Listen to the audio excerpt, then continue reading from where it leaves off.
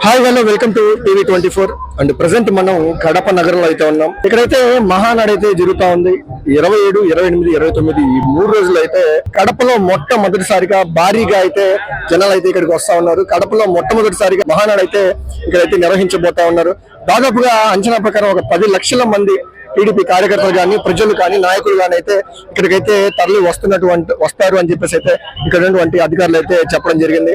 అసలు ఇక్కడ ఏర్పాట్లు ఎలా ఉన్నాయి, ఇక్కడ వచ్చినటువంటి ఆంధ్రప్రదేశ్ నుంచి నలుమూలల నుంచి నాయకులు కార్యకర్తలు అందరూ వచ్చారు. వారి మాటల్లోనే వారి అభిప్రాయాన్ని అయితే మనం తెలుసుకునే ప్రయత్నం చేద్దాం. ఎలా ఉన్నాయి ఇక్కడ ఏర్పాట్లు? ఏర్పాట్లు బ్రహ్మాండమైన.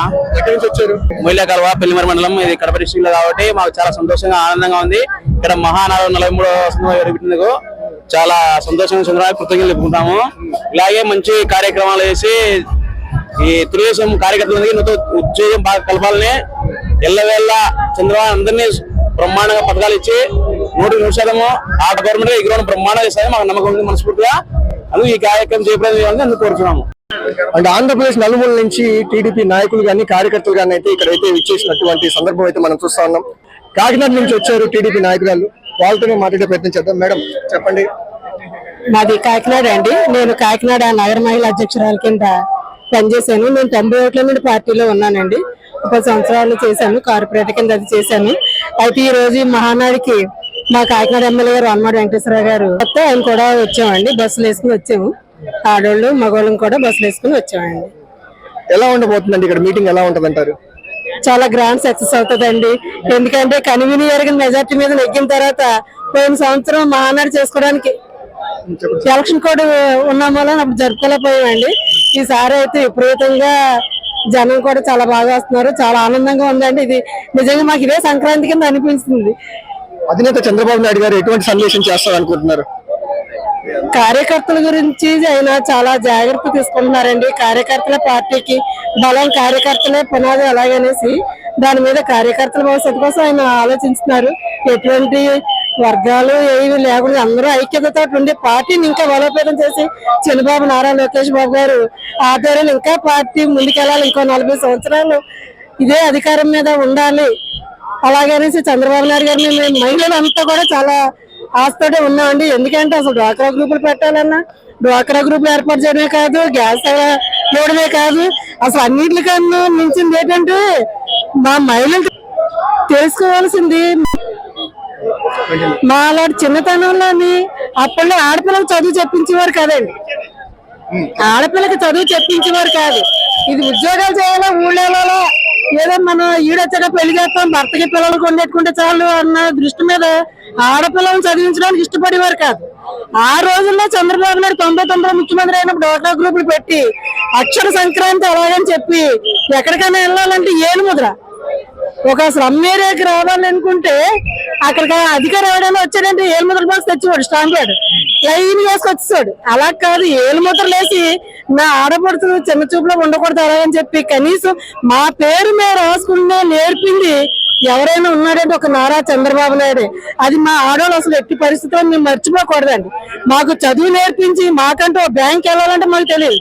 అటువంటి మా అంతటి మేము బ్యాంక్ వెళ్ళాలన్నా, ఒక అధికారి దగ్గరికి వెళ్ళాలన్నా, ఒక పిల్లోడి స్కూల్ జాయిన్ చేయాలన్నా, పిల్లోడి స్కూల్ సర్టిఫికేట్ తేవాలన్నా మగైన మీద ఆధారపడేవాళ్ళు. అలా కాకుండా మాకు ధైర్యం నేర్పి మాకు రాజకీయ భవిష్యత్తు ఇచ్చి మమ్మల్ని అంటూ తీర్చిదిద్ది కన్నా వాళ్ళకి అన్నారు. కాకపోతే మా మహిళలు తీర్చిదిద్దింది ఎవరైనా ఉన్నారంటే ఒక నారా చంద్రబాబు నాయుడు నేను గర్వంగా చెప్తానండి.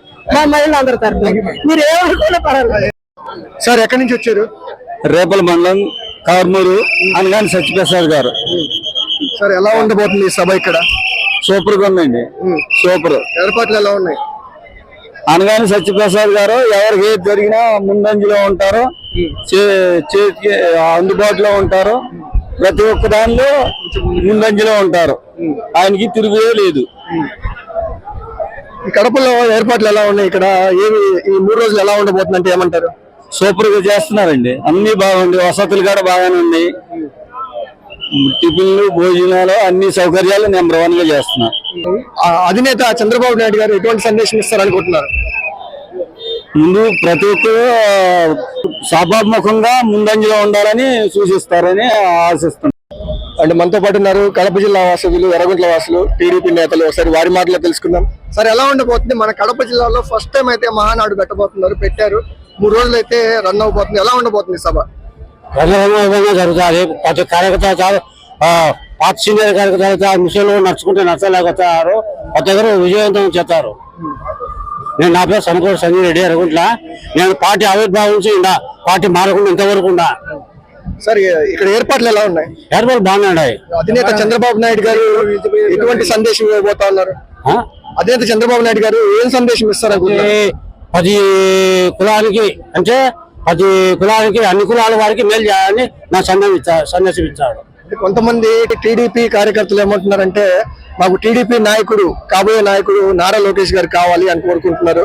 ఇదేమన్నా సూచించే అవకాశం ఉందంటారు? నాకు కూడా నారా లోకేష్ 2020లో వస్తారని నాకు కూడా ఉంది ఐడియా.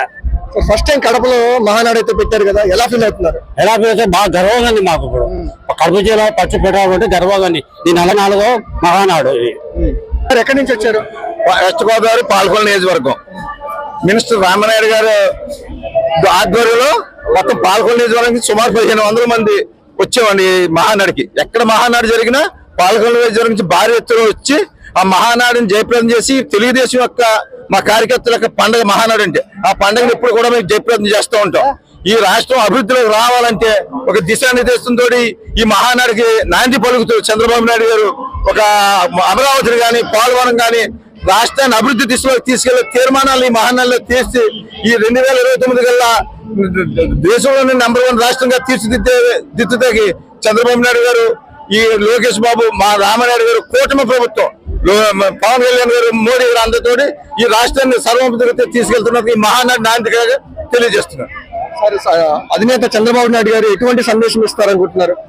ఈ రాష్ట్రానికి దిశ మార్చి నిరుద్యోగ వృత్తి ప్రతి ఇంటిని కూడా నిరుద్యోగం చేసి P4 నిరుపేదలు లేని కుటుంబం కింద ఈ రాష్ట్రాన్ని P4 పెట్టి ప్రతి కుటుంబాన్ని అభివృద్ధిలోకి తీసుకొచ్చి ఈ రాష్ట్రంలోనే ప్రతి కుటుంబం ప్రతి కుటుంబం అనేది లేకుండా చేసి చదువుకున్న ప్రతి వారికి ఒక ఉద్యోగం ఉండేలాగా ఈ రాష్ట్రాన్ని తీర్చిదిద్దుతున్న మన చంద్రబాబు నాయుడు గారి మహానాడు నాంది పలుకుతుంది.